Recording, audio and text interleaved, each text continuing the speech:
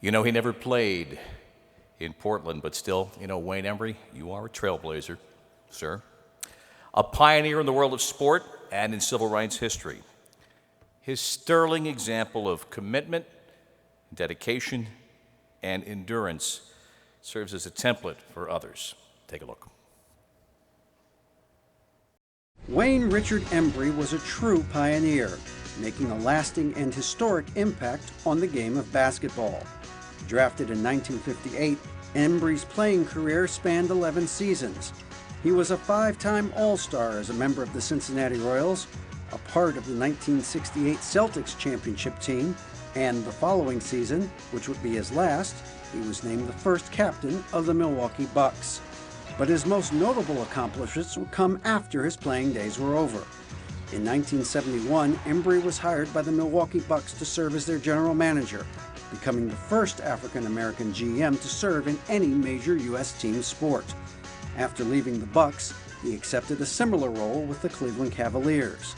And in 1994, Embry made history again when he became president and COO of the Cavaliers, the first African-American to be named team president, and won 2 Executive of the Year awards during his time with the Cavaliers. He helped pave the way for such notable GMs as Brooklyn's Billy King and Detroit's Joe Dumars. And in 1999, Embry's contributions to the game were recognized as he was inducted into the Naismith Memorial Basketball Hall of Fame. Wayne Embry is one of the most influential executives in NBA history and will forever be remembered as a true barrier breaker.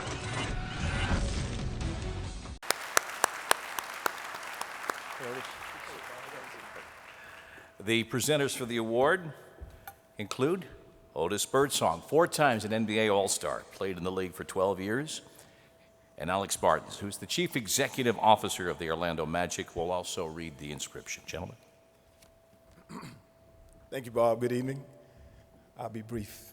I have the great honor of saying a few words on behalf of our final honoree, Mr. Wayne Embry, a man who I have admired and respected for quite some time.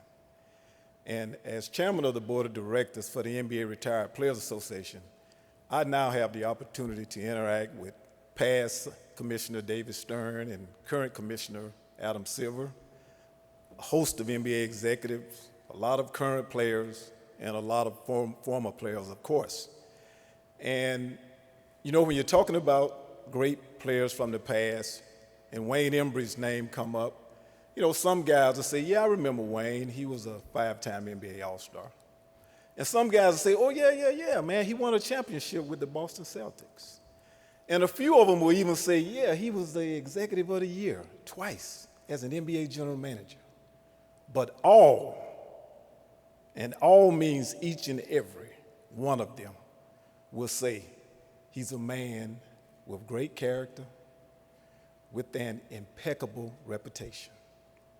And that honor is greater than any award you can ever receive for someone to say that you have honor, you have integrity. That says it all. And I'm just happy that I can count him as a friend, Wayne Embry. Thank you.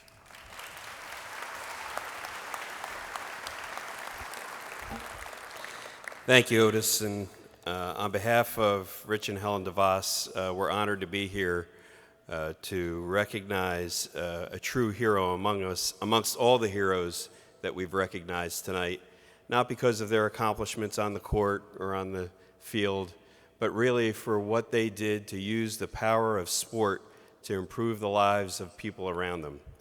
And that is the true recognition of Wayne Embry. Wayne, as you heard, has many accomplishments in our game, amongst the highest of accomplishments being inducted into our Hall of Fame. But his greatest accomplishment is being a pioneer for those who have come behind him. And I think the thing that he would tell you is the thing that he's most proud of is those executives who he's trained and brought along over the course of his career. And I count myself amongst them.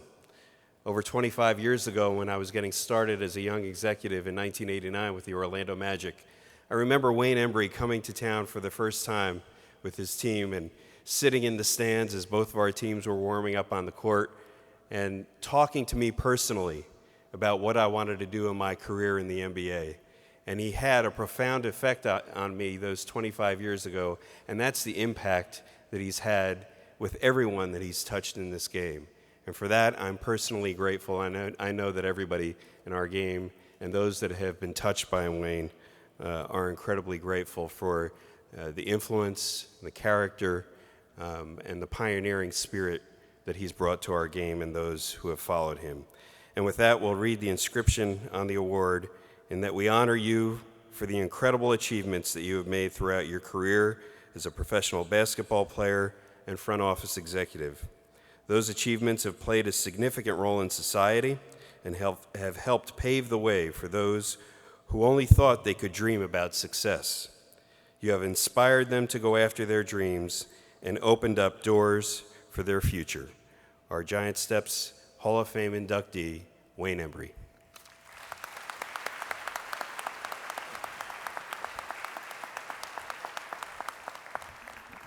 Thanks. Thank you, Otis, Alex, for those kind words. And what an inspirational evening.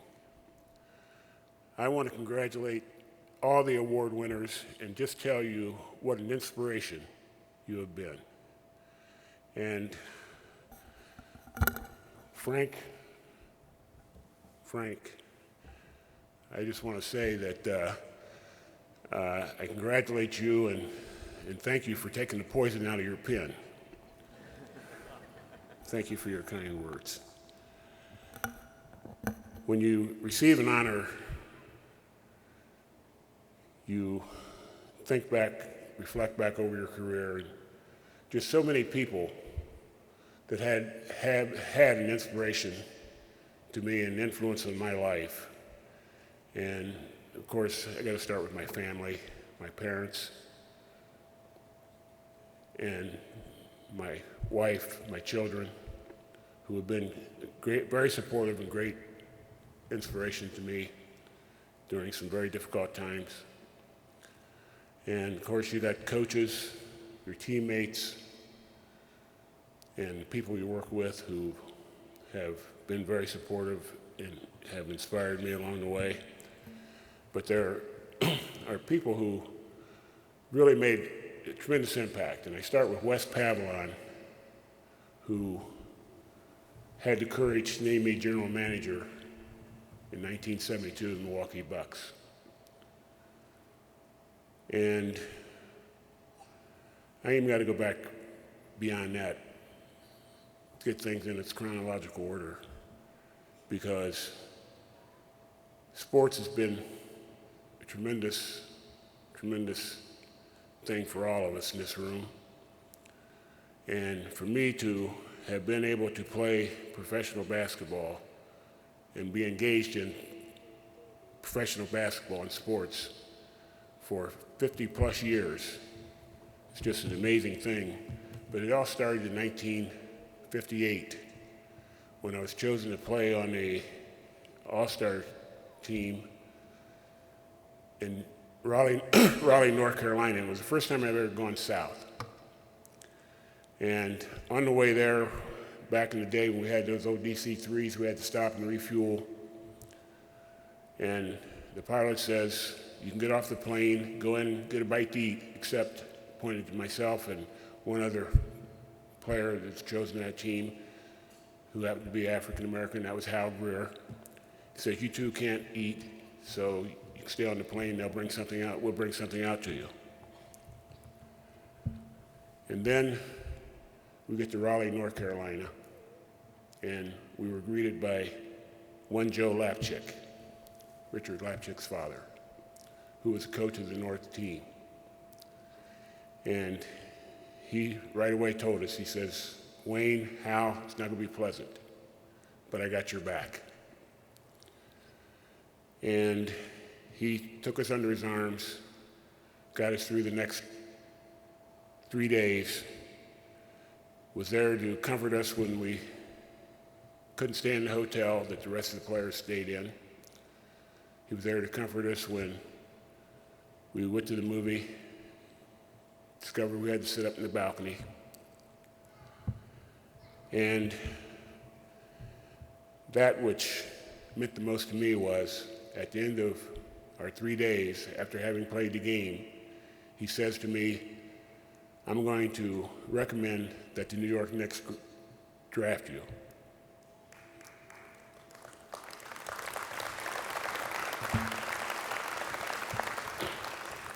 And that was important to me because my aspirations were to play for the Harlem Globetrotters. And I had never thought I had a chance to play in the NBA because there were very few of us at that time in the NBA. So I said, you know, my chances are slim there. So I wanted to be a Globetrotter. Well, history, as you saw, speaks for itself. And I had 11 great years. And after retiring, I went back to Boston, became director of recreation for the city, and that was another experience. But it was Wes Pavlon who brought me back to Milwaukee, and my first title was assistant to the president. I was in that job for a year, and then one bright sunny afternoon, he calls and says, "I want to meet you in my office." And I go over to his office, sit down. He says, "You're the new general manager of the Milwaukee Bucks." And I just sat there. I didn't say a word because I thought he was kidding. We had a general manager. Then he went on to explain that Ray Patterson had taken a job in Houston and that I was the general manager. Went home, told my wife. He says, "What's that mean?" He says, "Well, that means I'm the general manager of the Milwaukee Bucks." Well, how are we going? I said, "I'm the general manager. I couldn't back out. I couldn't do anything. Why would I?" And so I didn't know what was to come. And I got to say that for the most part, the acceptance was great. And I reflected back on the time when Jackie Robinson broke the barrier as a player with the Brooklyn Dodgers. And I kind of made my situation kind of similar to that. And I just remember the courage and the perseverance that Jackie Robinson had to do to go through what he went through early on as a player. But I was able to navigate through the early years, and with the help of my good friend Pat Williams here and some of the other general managers who embraced me and helped comfort me and get me through the early stages, I was able to adjust. And it was difficult because I was now managing players who had played for me. So that was a transition. After transitioning into the front office and managing players that I hung out with, played with, it was very difficult. But it got a little more difficult later on. And, you know, I thank all the people who were very supportive to me then during those phases. But there's another group of people that I want to thank. And it's a group of people that exist, but they don't always identify themselves. They send you letters. And in that letter, it tells you how you are not qualified to do this job. You don't belong in this job. And of course, they use the noun that we're very familiar with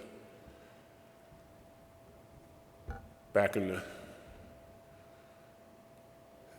60s, 70s, and even today. And I vividly recall going to a game. I shared this story this afternoon with students, and it's a story I talk about now more because at my age, I can't really be fearful of what might happen. Just be grateful that I'm still here and I'm able to stand before you this evening. But this one evening, we had a game early in the season, and I was in the press room, and the director of security came in and says, "Will you please come into the office? We need to talk to you." He says, "We received this letter," pulls it out, and I said, "Well, is that another one of those letters?" I said, "I get 2 or 3 of those a week." He said, "Yes, it's another one of those letters, but this is more significant in that he reached in his pocket, pulled a sniper bullet out of his pocket, and he put it on the table on top of the letter. And he said, 'This was on the letter in your box.' And as I read the letter, it says there are more that we have will be directed at you." And so he says, "I think maybe perhaps you better leave." And I says, "Well, I want to stay and watch the game." He says, "No, you better leave. Is your wife here?" And I said, "Yes, she's here." And someone brought my wife in the room, went through the same procedure, showed her the letter, showed her the bullet, says, "We want you to go home." And I says, "Terry, I think we should leave." And so we started to walk to our car. He says, "No, we're bringing the car inside, and someone else will drive your car. You'll get in another car because we don't want the persons to know which car you're in." So we got in another car, went home. On the way home, my wife says, "Wayne, are you going to stay in this job?" And I says, "Terry, yes, we are going to stay in this job. Why would you want to stay in a job where you're threatened?" I reminded her, I said, "Terry, remember you and Yvonne Robertson going to Selma, Alabama to march in the Selma March. And you were stoned, you were physically abused, you had to get in the back of a truck with a tarp over you with about 15 or 20 other people to get out of Selma to come back to Cincinnati." I said, "Do you recall that?" "Yes." "Well, I'm not going to allow you to have gone through that and quit doing this which I love, and we will not do it. We will stay here." And as it turned out, the rest of that season, I had a detail take me to and from work, and I had 2 FBI agents sit in my box for the rest of the season.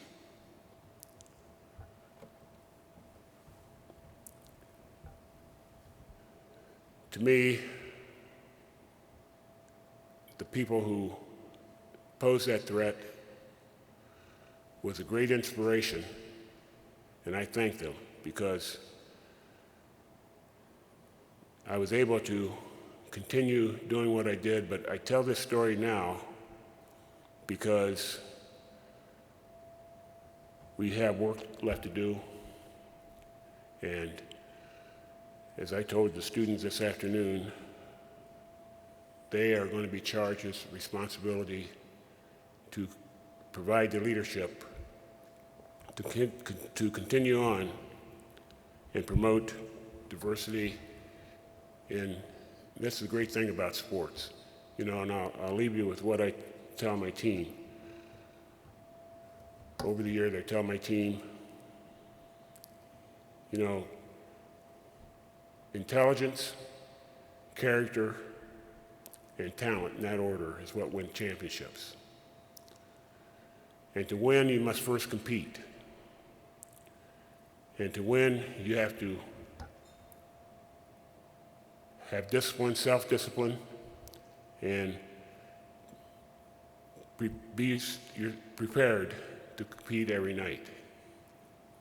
And the great component of sports is sportsmanship, which is synonymous with respect. And when you don't have respect, or to say that you have disrespect, disrespect creates hostility.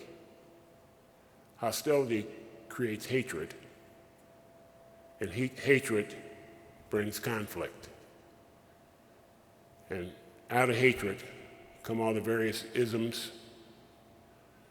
And when you think more about it, as we look at our world today, disrespect can destroy civilizations. Disrespect can destroy mankind. And so we in this room must protect the integrity of sport and what it has meant to all of us, because NCAS, the tremendous work that you've done, we cannot stay in neutral. And maybe in some instances we're in reverse. But we can't stay in neutral. We got to put it in overdrive, move forward, and make an impact in this world through sports. And so again, I challenge the young people who are in this room to carry forward that which we all have derived in the true meaning of sport, and all come together to work toward a common goal. That's to make a better place. And we're not going to go back. We cannot let it go back. We got to get out of reverse. So let's put it in overdrive and move forward. And again, thank you for this evening. It's been very inspirational. God bless.